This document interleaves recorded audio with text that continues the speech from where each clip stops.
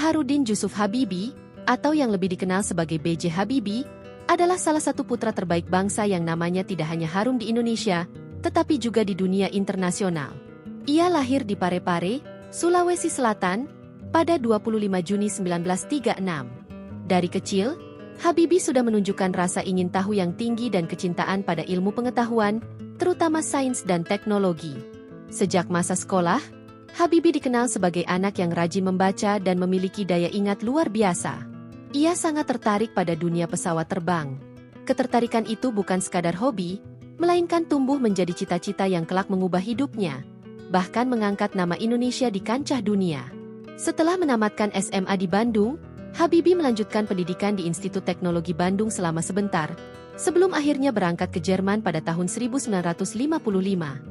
Ia menempuh pendidikan teknik penerbangan di Rheinisch-Westfälische Technische Hochschule, RWTH, Aachen, salah satu universitas teknik terbaik di dunia. Disinilah kecemerlangan otaknya benar-benar terlihat. Habibie berhasil menyelesaikan studi S1 hanya dalam waktu 3 tahun, lalu melanjutkan ke jenjang doktoral. Pada usia 28 tahun, ia meraih gelar doktor ingenieur dengan predikat summa cum laude. Sebuah pencapaian luar biasa bagi seorang anak bangsa dari Indonesia pada masa itu. Selama kuliah, Habibie harus berjuang keras. Hidup jauh dari keluarga, dengan biaya yang terbatas, ia terbiasa bekerja keras dan disiplin. Kebiasaan belajar 18 jam sehari membuatnya dijuluki si jenius oleh teman-temannya. Setelah lulus, Habibie bekerja di perusahaan penerbangan terkemuka Jerman, Messerschmitt Bölkow Blohm atau MBB.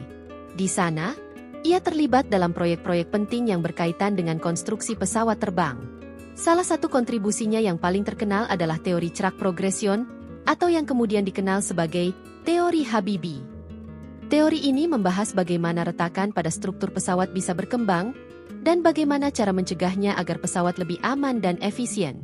Penemuan itu menjadikan Habibie disegani sebagai ahli teknologi penerbangan kelas dunia. Bahkan, namanya tercatat dalam literatur internasional.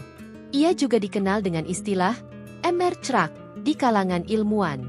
Habibie tidak hanya memikirkan soal kekuatan material, tetapi juga bagaimana merancang pesawat yang ringan namun tetap kokoh. Kesuksesan Habibie di Jerman membuat Presiden Soeharto pada awal 1970-an memanggilnya pulang ke Indonesia. Saat itu, negeri ini masih jauh tertinggal dalam bidang teknologi. Banyak orang meragukan keputusan itu.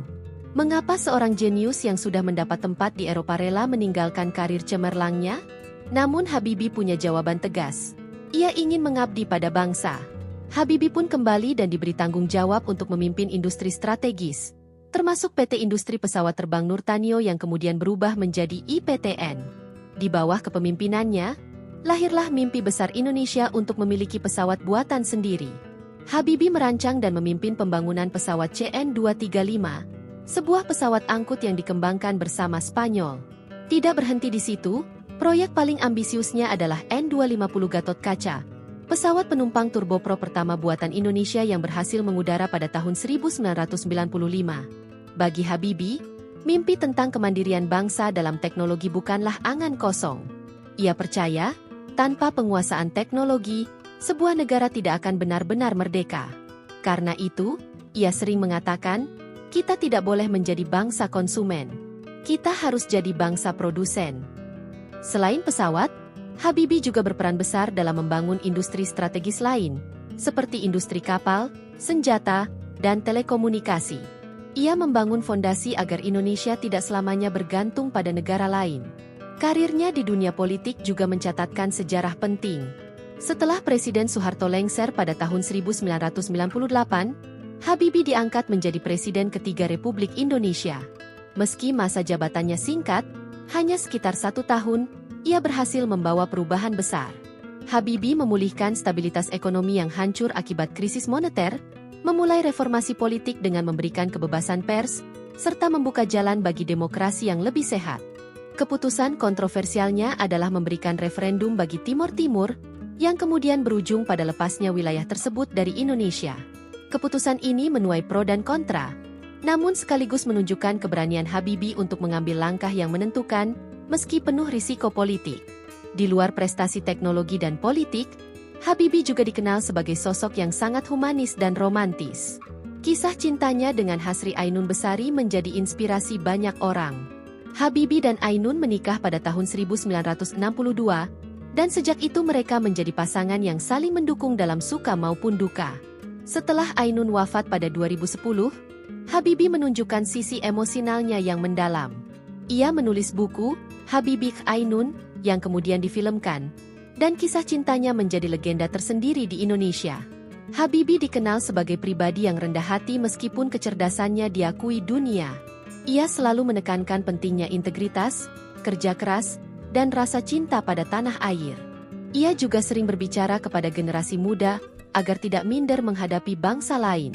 Menurutnya, Indonesia memiliki sumber daya manusia yang luar biasa, hanya butuh kesempatan dan sistem yang mendukung untuk berkembang. B.J. Habibie wafat pada 11 September 2019 di Jakarta. Kepergiannya meninggalkan duka mendalam bagi bangsa. Namun warisannya tetap hidup. Semangat untuk bermimpi besar, berani mandiri, dan selalu percaya pada kekuatan ilmu pengetahuan.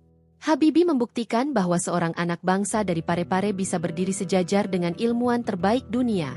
Bahwa mimpi bukan sekadar angan, tetapi bisa diwujudkan dengan kerja keras, disiplin, dan dedikasi. Habibie adalah simbol bahwa kecerdasan, nasionalisme, dan cinta pada tanah air bisa menyatu dalam satu sosok.